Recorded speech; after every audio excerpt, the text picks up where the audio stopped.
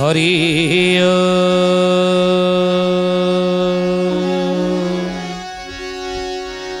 ओम भूर्भुवः स्वः तत्सवितुर्वरेण्यं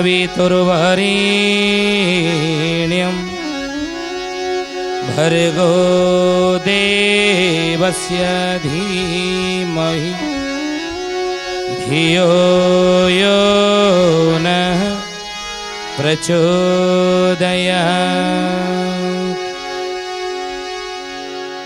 पिता पुत्र पौत्रं चैव अभिर्नैका कळेबरं हरि साधु रघुवरं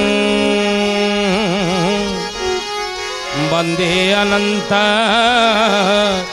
गोपालं वन्दे अनंत गोपालं। बोलिए महापुरुष हरिदास की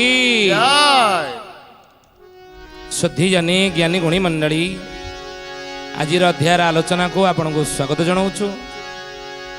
आज मालिका वचनर आलोचन आम आलोचना करने जाऊे संत महापुरुष हरिदासंगर एक पद कली 34 मालिकार एक पद हरिदासंगर कौन लिखिंट कले मीन वृष्टि हेबे मिथुन मासरे मही हेब जरा प्रस्थ विंशवेनी अंक समीर संयोग बासुकी दे अस्त व्यस्त बासुकी दे अस्त व्यस्त हे सुजने बासुकी दे अस्त व्यस्त बासुकी दे अस्त व्यस्त हे सुजने बासुकी दे अस्त व्यस्त। मीन वृष्टि हेबे मिथुन मासरे मही हेब जराग्रस्त विंश बेनी अंक समीर संयोग बासुकी जे अस्त व्यस्त। ज्ञानी गुणी मंडल शुद्धि जानी कौन यार अर्थ ये पदर माने कौन कहीं कह कौन पाई ये पद महापुरुष कहते केतेबेले घटना घटिब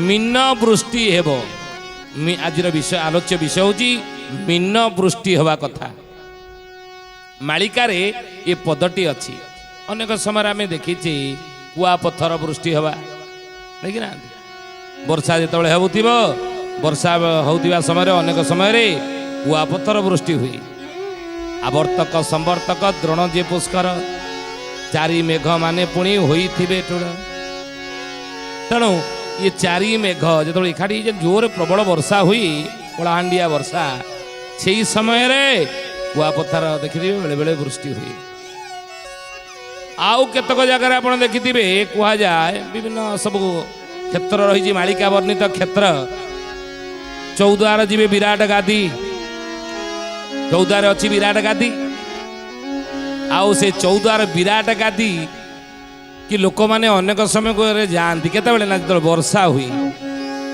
जानी आखपाख लोक मैंने शुणुवे तो जानूे से विराट गादी पाखक आसती लोक मैंने केतबेले ना वर्षा हेले कहीं ना से सुना कुआड़े सब मिले सुना से सब सब कुआड़े पाती आउरी मध्य हे ज्ञानी गुणी मंडल शुद्धि जाने अनेक स्थान सब रही चंडीगढ़ निकट गोटे जगह अच्छी सेठी मध्य सुना जो वर्षा हे लोक मैंने से पहाड़ पाखक जी एवं से पहाड़ पाखु जा पहुँची तुम ये कहीं आई छता धरिकी वर्षा रे घर रहा कथा ना ना नहीं वर्षा हेले सुना कुआड़े मिले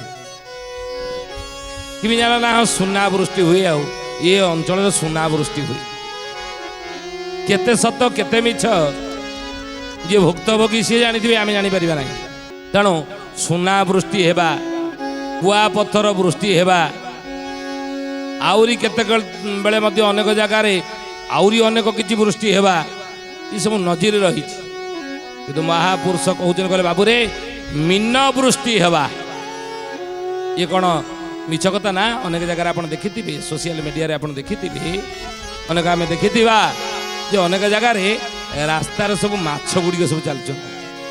ବର୍ଷା ହେଲା ମାଛ ଗୁଡ଼ିକ ସବୁ ଚାଲୁଛନ୍ତି। ନଜର ରହିନି ମିଛ ନା। ଏ ମାଛ ବୃଷ୍ଟି ହବ ବୋଲି ମୀନ ବୃଷ୍ଟି ହବ ବୋଲି ମାଳିକାରେ ମହାପୁରୁଷ ଲେଖିଛନ୍ତି ସନ୍ଥ ମହାତ୍ମା ହାରିଦାସ ସଖା ନୀଳାଦ୍ରି ନନ୍ଦଙ୍କ ଆଗରେ କହୁଛନ୍ତି ମୈତ୍ରୀ ମୀନ ବୃଷ୍ଟି ଅନେକ ସମୟରେ ହବ ଆଉ କେତେବେଳେ ହବ କୋଉ କୋଉ ଜାଗାରେ ହବ ତାହା ମଧ୍ୟ ନିରୂପଣ କରିଛନ୍ତି। ମାଳିକାର ନାମ ହେଲା ଭବିଷ୍ୟତ ପୁରାଣ। ଆଉ ଯେତେବେଳେ ମୀନ ବୃଷ୍ଟି ହେବ ସେତେବେଳେ ମହାପୁରୁଷ କହୁଛନ୍ତି ମୀନ ବୃଷ୍ଟି ହେବ ମିଥୁନ ମାସରେ। ମିଥୁନ ମାସ କହିଲେ କୋଉଟା? ମେଷ ବୃଷ ମିଥୁନ ରାଶି ଚକ୍ରର ତୃତୀୟ ରାଶି ହେଉଛି ମିଥୁନ ରାଶି।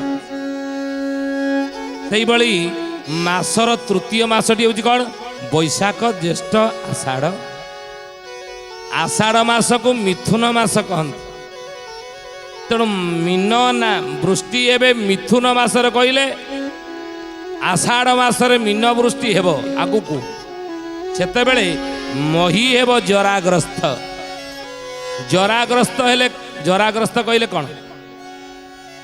ପ୍ରଥମେ ହେଉଛି ଶୈଶବ, ମଣିଷର ଦ୍ୱିତୀୟ ଅବସ୍ଥା ହେଉଛି କୈଶୋର, ତୃତୀୟ ଅବସ୍ଥା ହେଉଛି ଯୌବନ, ଚତୁର୍ଥ ଅବସ୍ଥା ହେଉଛି ଜରା। ଶୈଶବ କୈଶୋର ଯୌବନ ଜରା ଏ ଚାରିଆ ଅବସ୍ଥା ଦେଇ ଆମେ ଗତି କରନ୍ତି ପ୍ରତ୍ୟେକ ମଣିଷ। ବୋଲିଏ ମହାପୁରୁଷ ହାରିଦାସ କି ଜୟ। ତେଣୁ ଏ ଚାରି ଅବସ୍ଥା ଦେଇକି ଆମେ ସମସ୍ତେ ଗତି କରନ୍ତି। ଶୈଶବ ଅବସ୍ଥାରେ ଆମେ କ'ଣ କରନ୍ତି? ନିଜ ଠାରେ କ'ଣ ସେ ଶକ୍ତି ସାମର୍ଥ୍ୟ ଥାଏ ଉଠିକି କୁଆଡ଼େ ଯିବା ଆସିବା କରିବା? ନା, ଅନ୍ୟ ଉପରେ ଆମେ ନିର୍ଭରଶୀଳ ହେଇକି ଥାନ୍ତି। ଅଙ୍ଗ ଅବୟବ ଗୁଡ଼ିକ ଏତେ ସେତେବେଳେ ସକ୍ଷମ ହେଇନଥାଏ ଚାଲିବା ପାଇଁ, କୌଣସି କାର୍ଯ୍ୟ କରିବା ପାଇଁ ସକ୍ଷମ ହେଇନଥାଏ ଶୈଶବ ଅବସ୍ଥାରେ। କିନ୍ତୁ କୈଶୋରରେ ଧୀରେ ଧୀରେ ପ୍ରବେଶ କଲାବେଳେ କ'ଣ ହୁଏ ନା ଅଙ୍ଗ ଅବୟବ ଗୁଡ଼ିକ ହାତ ଠିକ୍ ସେ ଆମେ ଚାଲିପାରନ୍ତି, ହାତ ଗୋଡ଼ରେ ଭଲ କାମ ଆମେ କରିପାରନ୍ତି, କରିବା ପାଇଁ ଶକ୍ତି ଆସିଯାଏ। ଧୀରେ ଧୀରେ ଶକ୍ତି ଆସେ କୈଶୋର ବୟସରେ। ଯେତେବେଳେ ଯୌବନରେ ପଦାର୍ପଣ କରନ୍ତି ଆହୁରି ଶକ୍ତି ଆସିଯାଏ।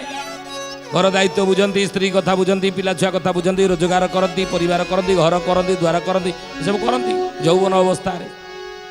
ରୋଜଗାର କରନ୍ତି, ରୋଜଗାରକ୍ଷମ ଆମେ ହୁଅନ୍ତି। କିନ୍ତୁ ୟା ପରେ ଆସେ ଜରା। ये जरा अवस्था जहाँ शैशव अवस्था सैया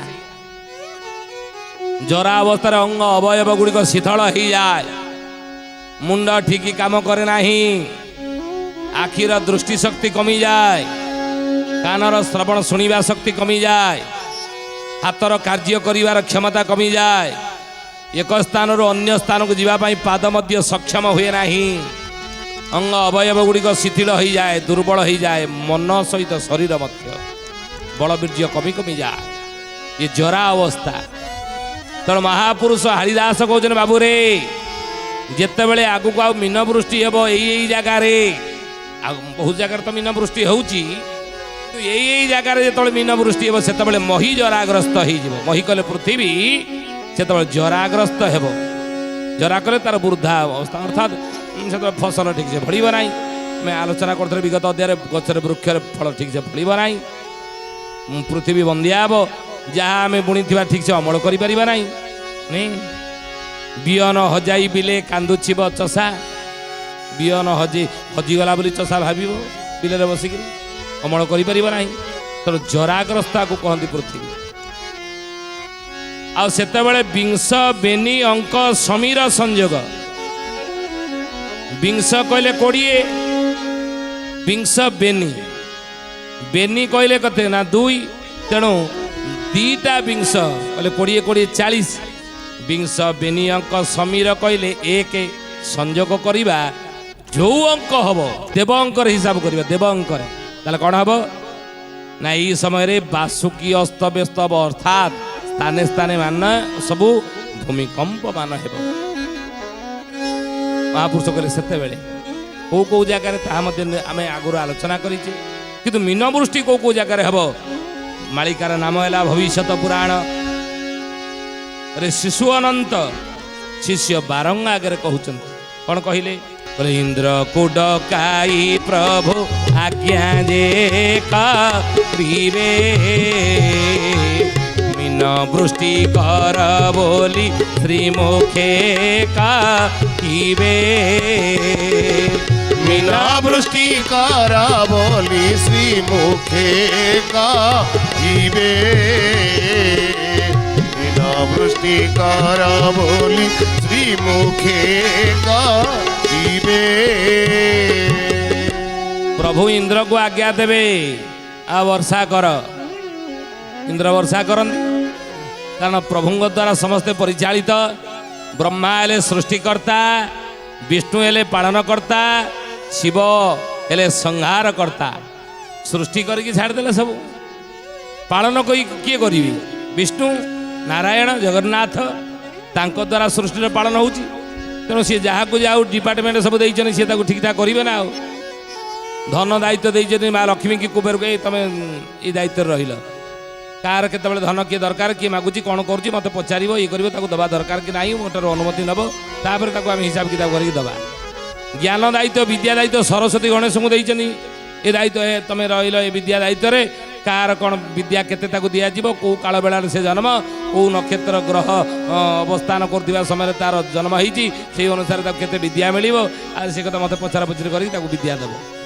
ए दायित्व शक्तिर दायित्व माँ दुर्गा को शक्ति दायित्व जहाँ क्या केते शक्ति दबा किए को काम कर मत पचारिकी तुम्हें सब तक दब ये दायित्व तेणु हे ज्ञानी गुणी मंडल शुद्धि जाने वर्षा कौटी हम कौटी न हम केते कौन कर इंद्र को देते दायित्व तेणु इंद्र को कह जाए कथा प्रसंग रे महापुरुष कहले बाबू रे इंद्र को डकाई प्रभु आज्ञा जे करिवे मीन वृष्टि कर बोली श्रीमुखे कहिवे तुम्हें मीन वृष्टि कर कौ कौन पाई ना आज्ञा पाइबा समय शीघ्र चली जीवे चारि मेघ डकाई से हुकुम करिवे चारि मेघ डकाई से हुकुम करिवे चारि मेघ डकाई से हुकुम करिवे आज्ञा पाइबा समय शीघ्र चली जीवे देवराज इंद्र ऐरावत वाहन तांकर ऐरावत हस्ती होची इंद्रंकर वाहन तेणु आज्ञा पाइले प्रभुंकर आज्ञा मिली माने आउ कौन से स्थिर होगी बसिक रही पारे ना अरे मते आज्ञा देइछन मु जदि तांको कथा न मानिबी ताले मते उठेई देकी आउ काकू आनी गोटे इंद्र आसन रे बसई देबी हैं सुधियाने तेणु आज्ञा पाइकी इंद्र कौन कले ना चली गले एवं चारि मेघ डकाई से हुकुम करिवे चारि मेघ डाकी हुकुम कर आवर्तक संवर्तक द्रोण पुष्कर ये चारि मेघ डकाई हुकुम करे ए देख इंद्र सबु जगार नुह मीन वृष्टि कर कौटी कौटी मु जोड़ी जोड़ी कहि से मीन वृष्टि तुम्हें कर कौटी बोले सुवर्ण रेखा ठारो जे ऋषि कुल्या जाए संबलपुर ठावरु पारादीप जाए संबलपुर ठावरु पारादीप जाए संबलपुर ठावरु पारादीप जाए हे इंद्र को जगार सब तुम्हें मीन वृष्टि कर लेखिक रखु हे ज्ञानी गुणी मंडली मालिकार लेखा अच्छे आमे कहूनु मालिकार नाम है भविष्यत पुराण आ भविष्यत पुराण रे शिशु अनंत को कही कागरे ना शिष्य बारंग आगे देखिए बोले कौ जगार मीन वृष्टि हे इंद्र कर मालिकार लेखा अच्छे बोलिए महापुरुष शिशु अनंत की ज्ञानी गुणी मंडली आगु को हम यही जगार यही जगार आगु को मीन वृष्टि हम आले मही जराग्रस्त हेब कौ जगार ना सुवर्ण रेखा ठारू ऋषि कुलिया जाए नदी सब रही पुण्य नदी उत्कल हो पुण्य क्षेत्र ये पुण्य क्षेत्र अनेक नदी मान सब प्रवाहित ही अच्छी नहीं कौन कौन से गुड़िक ज्ञानी गुणी मंडली सुधी जाने ये उत्कल पवित्र पुण्य भूमि ये पुण्य भूमि जहाँ को कहा जाए कपिल संहिता रे जे उत्कलेशु त्रयो पुण्या पुण्या मार्जर केसरी ସୁବର୍ଣ୍ଣାକ୍ଷା ପୁରୀ ପୁଣ୍ୟା ପୁଣ୍ୟା ଚିତ୍ରୋତ୍ପଳା ନଦୀ। ତେଣୁ ଏଇ ଉତ୍କଳ ପୁଣ୍ୟ ପବିତ୍ର ଭୂମିରେ ପୁଣ୍ୟ ନଦୀମାନ ସବୁ ପ୍ରବାହିତ ହେଇ ଅଛନ୍ତି ବୋଲି କପିଳ ସଂହିତାରେ ଏକଥା ଆଲୋଚନା ହେଇଛି। ତନ୍ମଧ୍ୟରୁ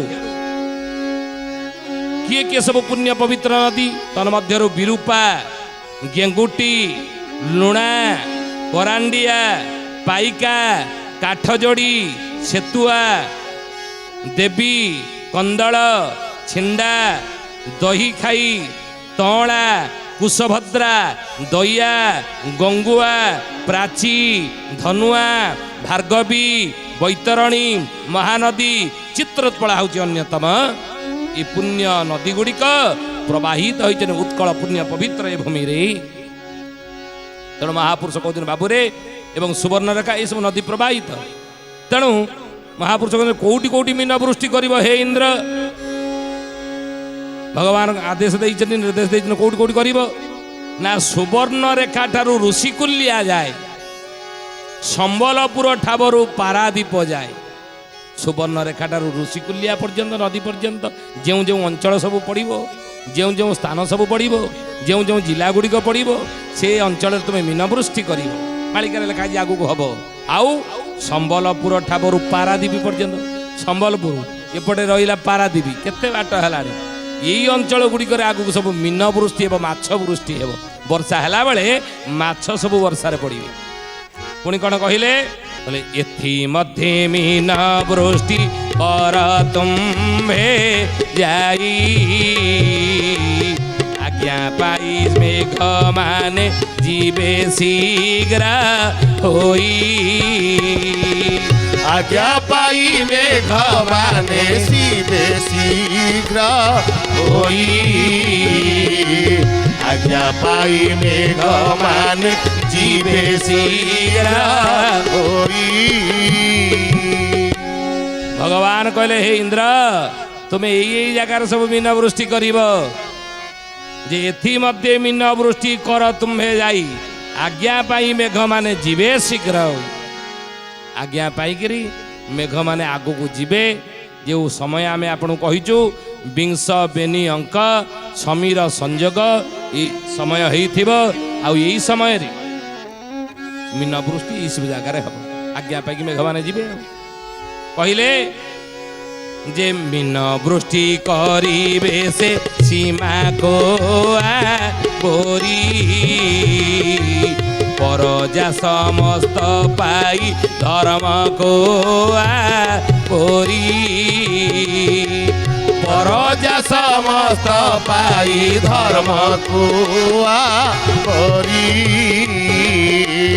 परजा समस्त पाई धर्म को बोरी।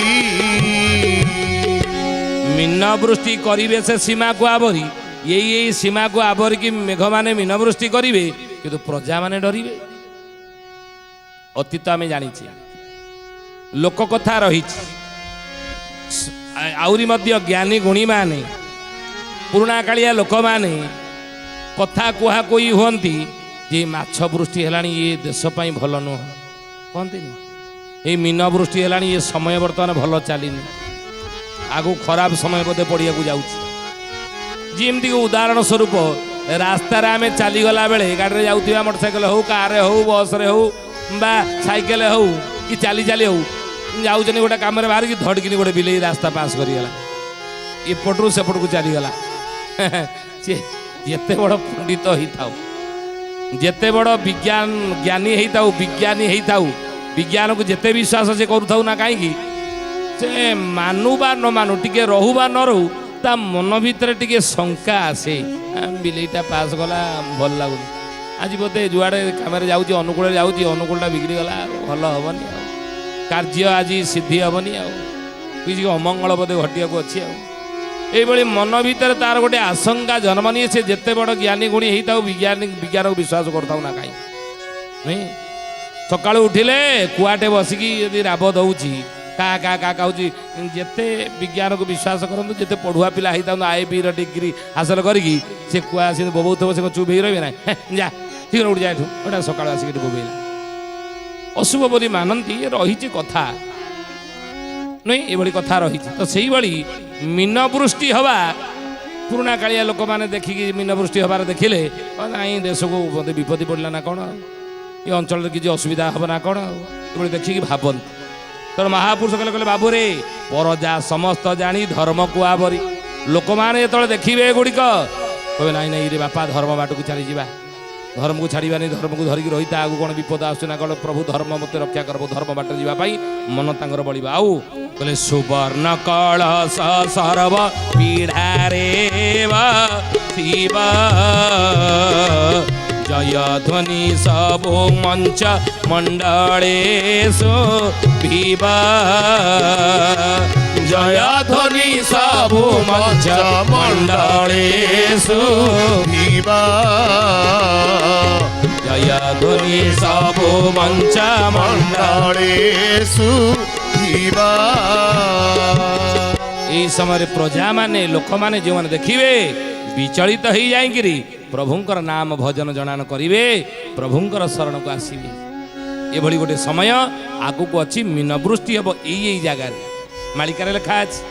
ତେଣୁ ହେ ସୁଧୀୟାନେ ଜ୍ଞାନୀ ଗୁଣୀ ମଣ୍ଡଳୀ, ଆଜି ତ ସମୟ ହେଇଛି ବାଣୀକି ବିରାମ ଦେବା।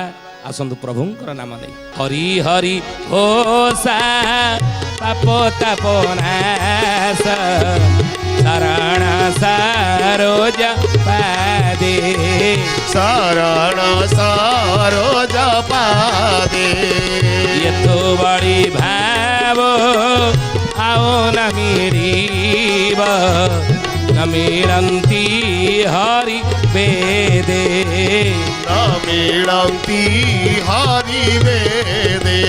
ହରି ବୋଲ ହରି ବୋଲ ହରି ହରି ବୋଲ, ହରି ବୋଲ ହରି ବୋଲ ହରି ହରି ବୋଲ। କେଶବ ମାଧବ ଗୋବିନ୍ଦ ବୋଲ, କେଶବ ମାଧବ ଗୋବିନ୍ଦ ବୋଲ, হরি বল হরি বল হরি হরি বল, হরি বল হরি বল হরি হরি বল।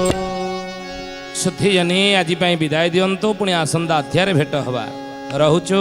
ହରି ଓମ୍ ଶାନ୍ତି ଶାନ୍ତି ଶାନ୍ତି ସର୍ବାରିଷ୍ଟ ସୁଶାନ୍ତିରେ ଭବତୁ। ପ୍ରାର୍ଥନା ଆମ ଆନନ୍ଦର ଉତ୍ସ।